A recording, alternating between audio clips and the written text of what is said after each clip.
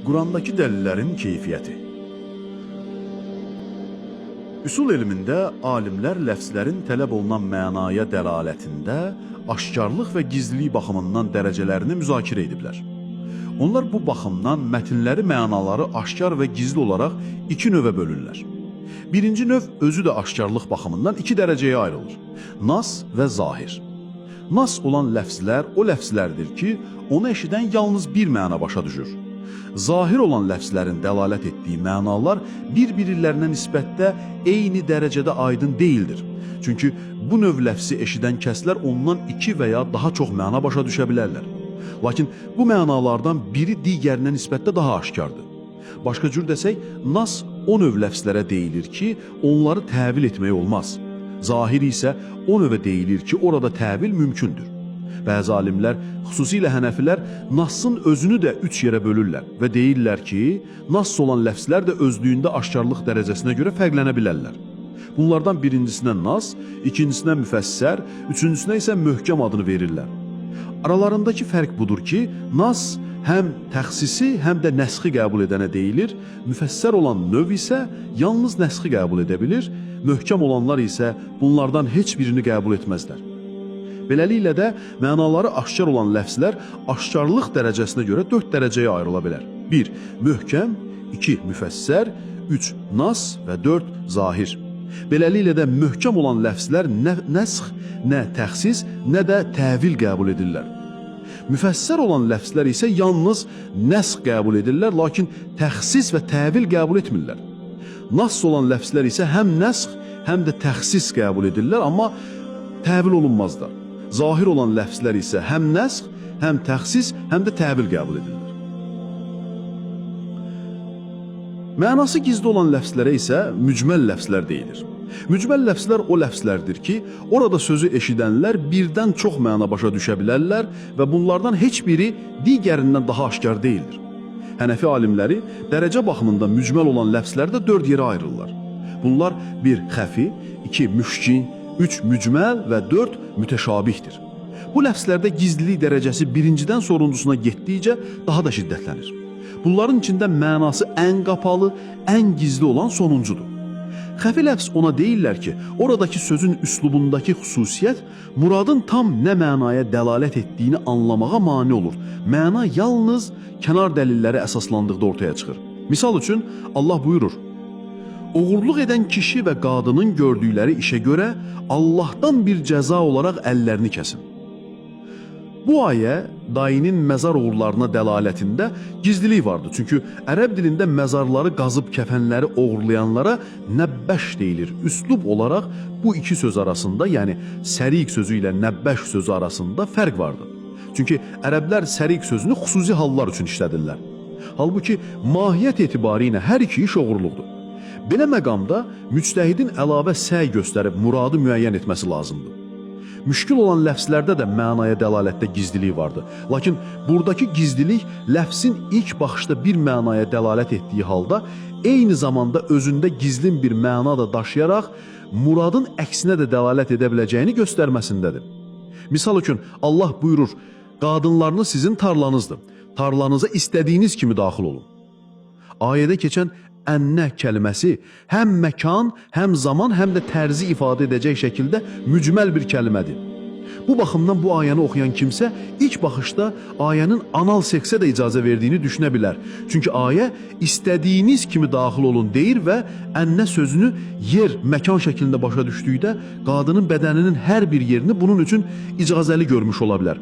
Lakin ayədə tarla sözündə gizlənən məna budur ki, tarla məhsul vermək üçün becərilir. Ona görə də buradakı daxil olmaq yalnız qadını hamilə edə biləcək cinsi əlaqəni nəzərdə tuta bilər. Beləliklə də ayədəki tarla sözünün işlənməsi anal seksi qadağan etməyə dəlalətdə gizlidir. Bu növ dəlalətləri hənəfi alimləri müşkil adlandırırlar. Üçüncü yerdə mücməl dəlalət gəlir.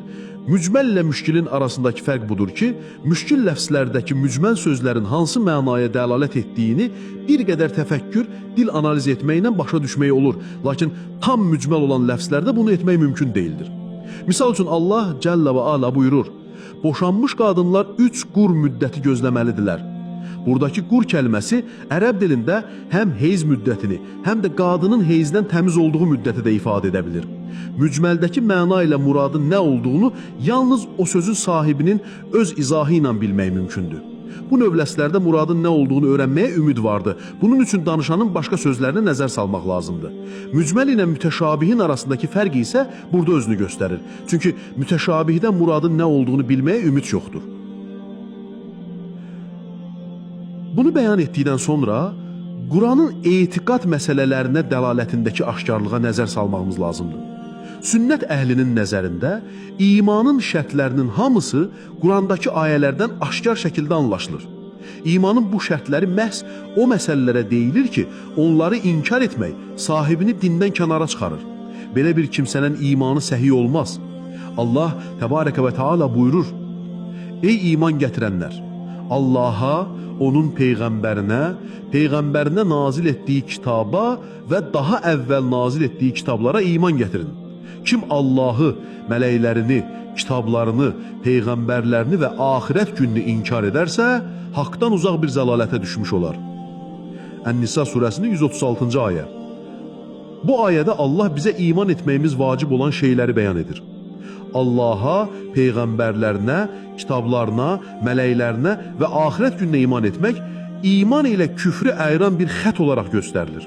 Bir başqa ayədə Allah-u Teala deyir: Yaxşı əməl üzünüzü məşriqə və məğribə tərəf çevirməyiniz deyildir. Lakin yaxşı əməl sahibləri Allaha, axirət gününə, mələklərə, kitablara, peyğəmbərlərə iman gətirən, sevdiyi malı qohum-əqrəbaya, yetimlərə, kasıblara, müsafirlərə, dilənçilərə və kölələrin azad edilməsinə sərf edən, namaz qılıb zəkat verən, əhd bağladıqda əhdlərini yerinə yetirən, sıxıntı və xəstəlik üz verdikdə həbəşə döyüşdə səbr edən şəxslərdir. Onlar imanlarında doğru olanlardır. Müttəqi olanlar da elə məhz onlardır. Bu ayədə də imanın şərtlərindən 5-i bir arada qeyd olunur. Bəzi ayələrdə Allah Teala bu şərtlərdən ikisini və ya üçünü və ya dördüncü və ya yalnız birini zikr edir. Bu ayələrdən birində deyilir: Peyğəmbər öz Rəbbindən ona nazil edilənə iman gətirdi. Möminlər də iman gətirdilər. Hamısı Allaha, onun mələklərinə, kitablarına və elçilərinə iman gətirdilər. Onlar dedilər: Biz onun elçiləri arasında fərq qoymuruq. Onlar dedilər: Eşitdik və itayət etdik. Ey Rəbbimiz, səndən bağışlanma diləyirik, dönüş də yalnız sənədir. Əl-Bəqərə surəsində 285-ci ayə. Bir başqa ayədə isə deyir: Allaha və onun elçisinə iman gətirməyən bilsin ki, biz kafirlər üçün od hazırlamışıq. Yenə başqa ayədə Rəbbimiz buyurur: Allaha və onun elçilərinə iman gətirənlər məhz onlar doğru olanlardır. Allahın qədərinə, yəni imanın 6-cı şərtinə iman etməyə gəldikdə isə, bu barədə Quranda varid olmuş ayələrdən biri belədir. Yer üzündə baş verən və sizin başınıza gələn elə bir müsibət yoxdur ki, biz onu yaratmamışdan əvvəl o yazıda müəyyən edilmiş olmasın. Şübhəsiz ki, bu Allah üçün çox asandır. Bu ayələr dəlalət baxımından möhkəm nas hökmündədir. İmamət məsələsinə gəldikdə isə Quranda bunun kimi hansısa bir ayə mövcud deyildir. Allah Azza və Cəllə kitabında heç bir yerdə imamlara, vasilələ inanmağı imanın şərtləri arasında qeyd etmir. İmamət etiqadı nə ümumi şəkildə, nə də müəyyən olaraq heç bir yerdə keçmir. Bu o deməkdir ki, Quranda peyğəmbərlikdən üstün və ya ona bərabər və ya ondan kiçik bir mərtəbə olaraq etiqad edilməsi vacib olan bir məqam kimi imamət haqqında heç bir şey gəlmir. Ümumi olaraq gəlmədiyi kimi, xüsusi olaraq da kiminsə Peyğəmbərdən aleyhissalatü vesselam əvvəl və ya sonra kiminsə imam məqamına təyin olunması da zikr olunmur. Şiə alimi Əl-Mufidin bu barədə izahı çox maraqlıdır. O deyir: Onların Qurani Kərimdə möminlərin əmirinin, aleyhisselamın adı açıq şəkildə harda keçir deməsinə gəldikdə, biz deyirik ki, bu, Quranın mücməlində sabitdir. Amma heç bir ehtimala yer buraxmayan müfəssəl və açıq sözlərdə yoxdur. Əgər Qurani Kərimdə təfsirli və bəyanlı şəkildə olsaydı, bununla bağlı mübahisə və fikir ayrılığı olmazdı. Lakin sözün möhtəməl bir mənasında bunun mövcud olması, bunun bəşəriyyət üçün bir dəlili olmasına maniyə yaratmır. Necə ki, Tövrat və İncildəki Allahın kəlamında Allahın elçisinin sallallahu aleyhi və alihi peyğəmbərliyi və onun mühdəsi mücməm şəkildə mövcuddur. Eyni şəkildə möminlərin əmirinin aleyhisselamın imaməti də Quranın aşkar sözlərində keçməsə də Rəsulullahın sallallahu aleyhi və alihinin açıq sözləri ilə təsdiqlənir. Burada önəmli olan bir neçə nöqtə vardı ki, onları təhlil etməyimiz lazımdır. Hər şeydən əvvəl Əl-Mufid təsdiqləyir ki, möminlərin əmiri Əli ibn Əbi Talibin kərramallahu vəchəhu imamlığı barəsində Quranda mənası açıq heç bir şey yoxdur, lakin mücməl mənalarda mövcud olduğunu deyir. Bunun dəlili olaraq çox maraqlı bir fakta işarə edir və buyurur ki, əgər Qurani Kərimdə təfsilli və bəyanlı şəkildə olsaydı, bununla bağlı mübahisə və fikir ayrılığı olmazdı. Bu söz çox məntiqli və ağıllı bir sözdür və bu söz həmçinin ümumi imamət etiqadı üçün də keçərlidir. Çünki Quranda ümumi imamət məqamına dəlalət edəcək bir ayə olsaydı, bununla bağlı mübahisə və fikir ayrılığı olmazdı. Quranda Əliyin imamətinə dəlalətin mücməlliyini Tövratda Peyğəmbərimizə dəlalətin mücməlliyi ilə eyniləşdirmək də iki nöqtədən xətalıdır. Hər şeydən əvvəl Tövrat və İncildə bir Peyğəmbərin gələcəyinə dair dəlillər mücməl yox, aşkardır və həmin Peyğəmbərin vəsfləri də aşkardır. Quranda isə buna bənzər heç bir şey yoxdur. İkincisi isə Mühəmmədin sallallahu aleyhi və səlləmin nübüvvətinə dair hüccət Tövratda və İncildə keçən cümlələrlə iqamə olunmamışdı. Onun nübüvvəti Quranın açıq-aşkar dəlaləti və möcüzələrlə sabit olmuşdu. Üstəlik iddiaya görə imamlar da keçmiş kitablarda bəyan edilmişdi. Şiyələr kitablarında rəvayət edirlər ki, Əliyin Peyğəmbərin vasisi olması əvvəlki kitablarda yazılmışdı. Bir rəvayətdə Əl-Hüseyndən rəvayət edilir ki, Allahın elçisi sallallahu aleyhi və alihi dedi, Allah hər dəfə bir Peyğəmbərin həyatına son qoyduqda, ona öz əşirətindən ən yaxın ata qohumları arasından ən fəzilətli birini vəsiyyət etməsinə əmr edir və mənə də birini vəsiyyət etməyə əmr etdi. Soruşdum, kimə ey Rəbbim? Dedi, ey Mühəmməd, əmi oğlun Əli ibn Əbi Talibə vəsiyyət et. Çünki mən bunu keçmiş kitablarda təsdiqləmişəm və orada onun sənin vasin olduğunu yazmışam. Elə bunun üzərindən insanların əhdini, peyğəmbərlərin və elçilərin əhdini almışam. Onlardan Rəbbim olduğuna dair, sənin isə ey Mühəmməd, peyğəmbər olduğuna dair və Əliyin vəli olduğuna dair əhd almışam. Bir başqa rəvayətdə İmam Əbul-Həsən deyir, Əliyin vilayəti peyğəmbərlərin səhifələrinin hamısında yazılıb. Allah elə bir peyğəmbər göndərməyib ki, Mühəmmədin peyğəmbərliyinə də və vasisi Əliyin vilayətinə də davət etməsin. Əl-Hur Əl-Amili bu kimi rəvayətləri qeyd etdikdən sonra deyir, bu barədə hədislər xeyli çoxdur, mütəvatir həddini aşıb 1000 hədisdən çoxdur və bütün hədis kitablarında mövcuddur. Bu fikrin fəsadı və batilliyi məlum bir məsələdir. Çünki Allahın kitabı qarşımızdadır və orada Allahın nəyə davət etdiyini görə bilirik və əminliklə deyə bilərik ki, Quranda Əliyin vilayətinə davət və çağırış yoxdur. Səndən əvvəl məndən başqa heç bir ilah yoxdur. Ona görə də yalnız mənə ibadət edin, deyə vəhy etmədiyimiz heç bir peyğəmbər göndərməmişik. Əl-Ənbiya surəsi 25-ci ayə. Əl-Mufidin dediklərinin üzərinə onu da əlavə edə bilərik ki, Şiyələrdə Əminul İslam ləqəbi ilə tanınan Ət-Tabarsi, Cəli Nas haqqında danışarkən Qurandan heç bir misal vermir. Amma gizli Nas'a gəldikdə isə Quran ayələrini oraya daxil edir və bunun üçün kitabımızda aşağıda müzakirəsini edəcəyimiz ayələri dəlil göstərir. Cəli isə mənası aşkar olana deyilir. Müasir şia alimlərindən Kəməl Əl-Heydəri deyir. İmamətə və vilayətə dəlil gətirilmiş bütün ayələrin bu şəkildə heç birini istisna etmirəm, hamısı imamətə və vilayətə muvafiq olmayan məzmunlarla əhatəlidir. Bu o deməkdir ki, şiyələrdə qəbul olunmuş mənası ilə imamətə dəlalət etdiyi iddia olunan ayələrin heç biri məzmun baxımından imamətə dəlalət etmir. Əksinə, məzmunlar ayələrin məhz başqa mənalarda olduğunu göstərir. Bir başqa şia alimi Əbul Qasim Əl-Xuyinin etdiyi maraqlı bir müzakirənin burada qeyd edilməsi yerinə düşür. Şiyələrin içində Quranın təhrif edildiyini iddia edənlərin gətirdikləri argumentlərdən biri də budur ki, Əlinin imaməti ilə bağlı ayələri Əbu Bəkir və Ömər Qurandan çıxarıb. Bu fikirdə olanların sözlərini rədd etmək üçün və məsələnin heç də belə olmadığını sübut etmək üçün Əl-Xuy yazır. İki şeyxin, yəni Əbu Bəkir və Ömərin, onların liderliyinə xələl gətirən ayələri qəsdən təhrif etməkləri ehtimalına gəldikdə isə, bu da qətiyyətlə rədd edilir. Həqiqətən, möminlərin əmiri əleyhissalam, onun yaşlı evdadışı Saf və Siddiqə xanım əleyhissalam və bir qrup səhabəsi xilafət məsələsində iki şeyxə qarşı çıxdılar. Onlar Peyğəmbərdən sallallahu aleyhi və alihi eşitdikləri ilə onlara qarşı dəlil gətirdilər və bu barədə mühacir və ənsardan olan şahidləri dəlil göstərdilər. Həmçinin Qədir Xum hədisi və digər sübutlarla onlara qarşı çıxdılar. Əl-Ehticac kitabında 12 kişinin xilafət məsələsində Əbu Bəkrə qarşı etiraz etdiyi və bu məsələdə açıq şəkildə Əlinin təyin edilməsini qeyd edildiyi bildirilir. Əllamə Əl-Məclisi, möminlərin əmiri əleyhissalamın xilafət məsələsindəki dəlillərinə həsr edilmiş bir fəsil yazmışdır. Əgər Quranda onların liderliyinə, yəni Əbu Bəkir və Ömərin liderliyinə xələl gətirəcək bir şey olsaydı, bu cür mübahisələrdə həmin ayələrin qeyd edilməsi daha uyğun və bütün müsəlmanlar tərəfindən istinad edilməsi daha münasib olardı. Xüsusən də xilafətin başlanğıcında və ya Əli əleyhissalam xilafətə çatdıqdan sonra səhabələrin bunu qeyd etməmələri həmin təhrifin baş vermədiyinə dair qəti sübutdur. Əl-Xoynin bu sözləri aşkar şəkildə dəlildir ki, Əli ibn Əbi Talib radiyallahu anhu heç bir yerdə və heç bir məzmunda ilk xəlifələrə qarşı Quran ayələrini dəlil gətirməyib.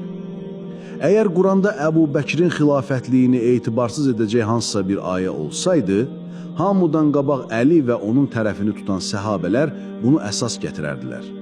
Onların bunu etməmələri onu göstərir ki, Quranda belə bir ayə yoxdur və olmayıb. Əl-Xoynin sözünün nəticəsi budur. Bu, həmçinin Kamal Əl-Heydərinin də itirafıdır. Belə ki, o deyir, buna görə də biz dedik ki, imamət məsələlərində əgər dəlil rəvayətə əsaslanırsa, bu dəlil həm sənəd baxımından qəti, həm də məna baxımından açıq-aşikar olmalıdır. Quran-ı Kərim ayəsi ilə bağlı olaraq sənəd baxımından heç bir problemimiz yoxdur, amma ayələrin mənası açıq-aşikar olmalıdır. Sizin isə Quranın içində belə bir dəlil tapmağınız mümkün deyil. Hətta 7-ci deyil, 14-cü səma qatına da qalxsanız və ya 9-cu yerin altına insəniz də belə bir dəlil tapmazsınız. Ancaq desəniz ki, Mehdinin əlində başqa bir Quran var və o onu ortaya çıxaracaq, bu isə tamamilə başqa bir müzakirə mövzusudur. Bəlkə də bu problem yaxşı başa düşüldüyü üçün Şiə hədis ədəbiyyatına gizli mənalara dəlalət edən rəvayətlər sızıb.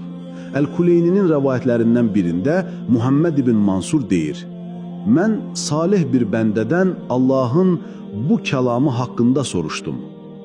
De ki, Rəbbim yalnız açıq və gizli olan bütün işləri haram etmişdir. 7:33. O cavab verdi. Quranın bir zahiri və bir də batini mənası vardır. Quranda Allahın haram etdiklərinin hamısı zahirə aiddir, batini mənası isə zülm edən imamları qəsd edir. Eyni ilə Allahın kitabda halal etdiyi şeylər zahiridir, batini isə haqq olan imamları qəsd edir. Rəvayətdə salih bəndə ilə qəsd olunan İmam Musəl Kazimdir. Görünür ki, belə rəvayətə ehtiyacın əmələ gəlməsi Quranda imamlarla bağlı aydın dəlillərin olmaması ilə bağlıdır. Çünki Quran ayələri imamlara dəlalətdə aşkar olsaydı, belə bir cavab mənasız olardı. Bu rəvayətlərin ortaya çıxması üçün mövcud olan məzmunu da anlamaq çətin deyildir. Çünki imamlar haqqında inanc bu dərəcədə zəruri bir məsələdirsə, onun Quranda olmaması heç cürə ağlın qəbul etmədiyi bir şeydir. Bu nöqtədən çıxışla belə bir inanc formalaşıb ki, Quranın zahirində olmasa da mütləq batinində bu mənalar olmalıdır. Lakin belə bir etiqad əsasının Quranın batini mənalarında olduğunu iddia etmək həddindən artıq problemlidir. Çünki belə bir məsələni mərhəmətli Rəbbimizin ayələrin zahirindən uzaqlaşdırıb, onların batininə həbs etməsi onun hikmətinə yaraşmaz. Tanınmış Şia alimi Seyyid Muhammed Səid Əl-Həkim haqlı ilə buyurur, İmamət hər bir tərəfin digərini azğınlıq və həlak içində görəcək dərəcədə ümmətin ixtilafının və parçalanmasının ən mühüm səbəblərindən biri olduğu üçün, onun lehinə və ya əleyhinə gətirilən dəlillər də dəlalət etdiyi mənalarda möhkəmlik və güc baxımından çox aşkar olmalıdır. Gecəsi gündüzü kimi parlaq olmalıdır. Dəlillər o dərəcədə aşkar olmalıdır ki, onunla hüccət qaldırıldıqdan sonra, dəlalətin aşkarlığından sonra ixtilafa düşmək və bu dəlillərdən kənara çıxmaq sahibinin həlak olmasının və əbədi xüsrana uğramasının səbəbi olsun. Buna görə də imamət iddiasında olan hər bir mübahisə tərəfi və müxtəlif firqələr dəlillərini bu şəkildə gətirməlidirlər. Onlar zəif dəlillərə, təxmini fərziyyələrə, şəxsi ictihadlara və ehtimallara söykənməklə kifayətlənə bilməzlər. Əksinə, möhkəm bir dayağa əsaslanmalıdırlar.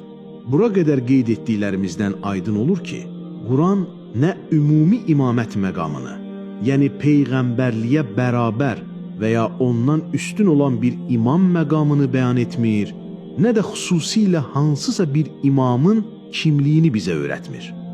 Əgər imamət məsələsi şəriətdə etiqadi və zəruri məsələlərdən olsaydı, bunu Quran bizə bəyan edərdi. Çünki Allah Azza və Cəllə buyurur, həqiqətən bu Quran insanları ən doğru yola yönəldir və yaxşı işlər görən möminlərə özləri üçün böyük mükafat olacağı ilə müjdə verir. Əl-İsra surəsi 9-cu ayə. Bir başqa ayədə buyurur, biz kitabı sənə hər şey üçün bir izah, müsəlmanlara da doğru yolu göstərən rəhbər, mərhəmət və müjdə olaraq nazil etdik. Ən-Nəhl surəsi 89-cu ayə.